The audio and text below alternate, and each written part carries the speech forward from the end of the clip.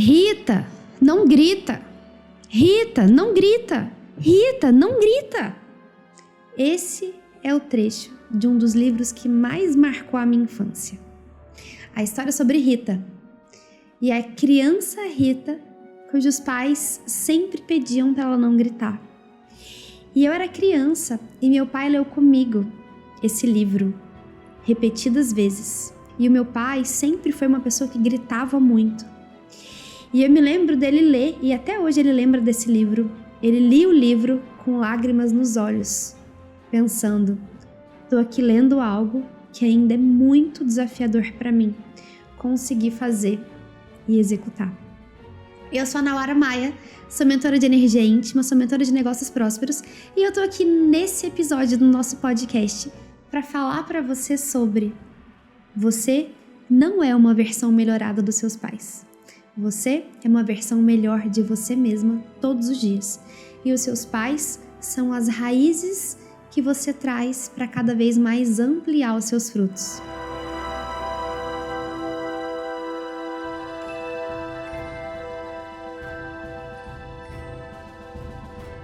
Eu vou te contar uma história. Há alguns anos, eu decidi fazer uma transição profissional. E eu vou já te contar que esse é um podcast bem pessoal da história da minha vida. Então, se isso não te interessa, já passa pra frente aí, passa o próximo episódio. Mas não sei se já tem.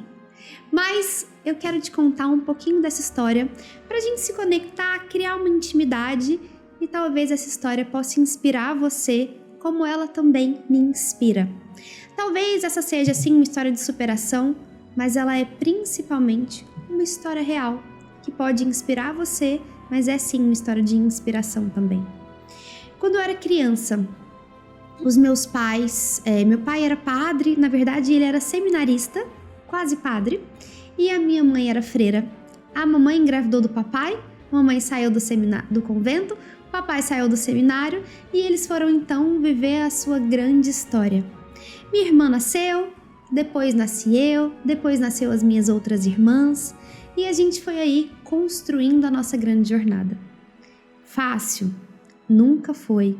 Muitos e gigantescos desafios, e talvez essa possa ser uma história para um outro podcast, só que aí eu convido meu pai para vir contar essa história por ele mesmo. Mas aqui, o que eu quero te contar? Eu cresci sendo uma criança sempre muito obediente. E por tanta obediência, eu fui sempre ali falando e na beira e na sombra do que o meu pai... E eu fui sempre fazendo ali o que o meu pai me orientava. Eu fui seguindo muitos passos desse pai. E o que aconteceu é que eu me tornei advogada. Eu, assim como meu pai, quando deixou o seminário, ele foi fazer direito, se tornou advogado, se tornou professor universitário. E eu fui ali seguindo basicamente os mesmos passos do meu pai. E chegou um momento da minha vida que eu escolhi fazer novos movimentos. Já tinha muitos anos que eu estudava, fazia várias formações em terapias integrativas, formações de autoconhecimento, formações vinculadas à educação, dentro e fora do Brasil. E aquilo muito me nutria, assim, eu gostava muito daquilo, gostava de verdade. E eu também gostava muito do direito. Mas chegou um momento que eu decidi fazer uma escolha. E essa escolha foi feita em 2018. E ali, quando eu escolhi seguir em uma outra área, meu pai olhou para mim e falou: você não vai deixar o direito e eu vou continuar pagando a sua OAB. A OAB, que é a Ordem dos Advogados do Brasil, tem uma taxa anual, que é uma anuidade que uma pessoa para exercer a advocacia paga no Brasil, e é uma taxa significativa, assim, num preço significativo. Meu pai falou: eu vou continuar pagando a sua OAB. E eu falei: pai, não precisa. Eu não quero mais ser advogada. E ele virou e falou assim: mas é a sua segurança. E eu falei: pai, na verdade, talvez seja a sua segurança. E o que eu quero não é mais isso. E ali a gente brigou por algum tempo. E aí, quando eu consegui efetivamente ali, articular e elaborar melhor o meu raciocínio, eu disse pro meu pai o seguinte: pai, você é professor universitário. Quantas horas no dia, na semana ou no mês você se dedica estudando sobre o direito, sobre a legislação, sobre as várias mudanças? Aí ele falou: muitas horas, eu me dedico muito, especialmente porque eu ensino. Eu falei: então, eu quero agora me dedicar a outra área, a estudar sobre outras coisas, a atender e guiar pessoas em outro negócio, de uma outra forma. Você acha que é digno da minha parte continuar com uma profissão que eu não vou exercer e eu não vou estudar? Se alguém quiser me contratar, o direito muda o tempo todo, ele está em constante mudança, está em constante atualização, eu não vou estar atualizada. Você acha que é justo comigo, com o cliente e até com o direito fazer essa escolha, esse movimento? Ele olhou, parou, refletiu, não falou nada para mim, mas entendeu e respeitou. Passado algum tempo, eu efetivamente consolidei a minha transição profissional, licenciei a minha OAB e comecei a trabalhar com sexualidade. Me tornei sexóloga educacional. E eu, que já tinha um trabalho grande com as terapias integrativas, me tornei sexóloga educacional e comecei a falar sobre sexualidade na internet. Pior, comecei a falar sobre a junção e a conexão de sexo com dinheiro. Você acha que isso foi fácil ou foi difícil para o meu pai?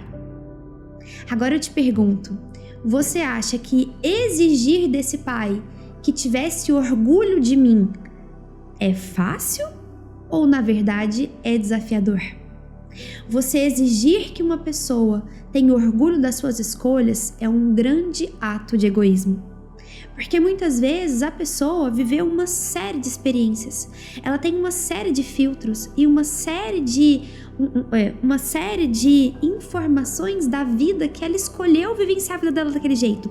Meu pai foi padre, depois se tornou professor universitário, advogado, e para ele ver a filha que abandonou o direito e a segurança do direito se tornar sexóloga, falar sobre sexo, um ex-padre, aquilo eu tenho certeza que foi extremamente desafiador para ele. Um dia, meu pai olhou para mim, me mandou uma mensagem, nem olhou para mim não, me mandou uma mensagem e falou: minha filha, se isso te faz feliz, só segue. Mas vez ou outra ele ainda falava assim: minha filha, olha, realmente precisa mesmo usar exatamente essa expressão aí desse jeito que você faz na internet? Precisa mesmo, minha filha, você colocar aí essas fotos que você coloca na internet, realmente é assim mesmo? Eu falava: pai, assim que eu escolhi. E o papai nunca questionou, nunca mais ele questionou. Mas qual é a ideia? Porque eu me desapeguei da necessidade de ser perfeita, de agradar ou de honrar a minha família. Eu decidi que eu me tornava diariamente uma pessoa melhor por mim. E que o meu pai é também livre para se tornar uma pessoa melhor para ele e não para mim. E lá atrás, quando ele lia a história Rita, não grita, ele não conseguia não gritar. Mas não necessariamente ele precisava ser uma versão melhor para me educar. Talvez aquilo fosse desafiador demais. E hoje ele tem total permissão e liberdade para ser uma pessoa melhor para ele. E eu cresci e eu me torno diariamente uma pessoa melhor para mim. E isso naturalmente impacta também no processo educativo dos meus filhos, na constituição da minha família, no meu casamento, na minha relação com meu pai, na relação com a minha família, na relação com as minhas mães. Mas o grande movimento aqui é dizer para você que é seguro para você fazer as suas próprias escolhas, sustentar essas próprias escolhas desassociada da necessidade de ter que agradar o outro ou ter que honrar o outro.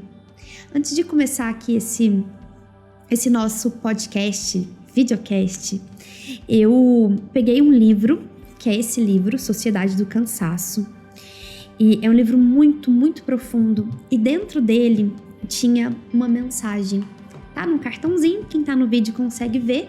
Mas aqui a mensagem é: aquilo que você quer criar é exatamente o que o mundo precisa agora.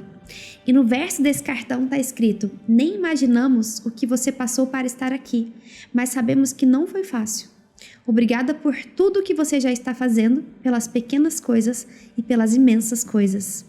planejamentoselvagem.com.br é aqui o grupo que criou aqui esse cartão. E por que eu tô te mostrando isso?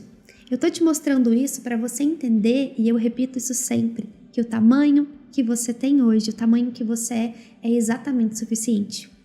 e aqueles instrumentos, as ferramentas que você tem a seu dispor são suficientes para você dar o seu próximo passo de ouro. O seu próximo passo verdadeiro, o seu próximo passo que efetivamente ativa e faz você acessar a sua inteligência íntima, que na verdade é a sua verdade que motiva você a existir. Mas mais uma vez, não espere a motivação aparecer diariamente para você se movimentar. Mais uma vez, porque eu sempre gosto de falar sobre isso. Mas não espere a motivação aparecer para você se movimentar. Entenda que a motivação integrada em você, conectada a você, é suficiente. E como eu falo, motivação é como a saudade de alguém que você ama. Talvez ela não esteja aí bem pertinho de você, mas você sabe que ela existe. E por saber que ela existe, você ali se conecta, você continua amando e você continua vivendo a sua vida em total movimento. E é com essa mensagem, com Rita Não Grita, e essa lembrança afetiva da minha história, que eu finalizo esse momento com você te perguntando: o que é hoje? Te perguntando: como é que você escolhe se honrar e honrar a sua própria jornada hoje? Gratidão pelo seu tempo, gratidão pela sua audiência. E a gente se encontra no nosso próximo podcast.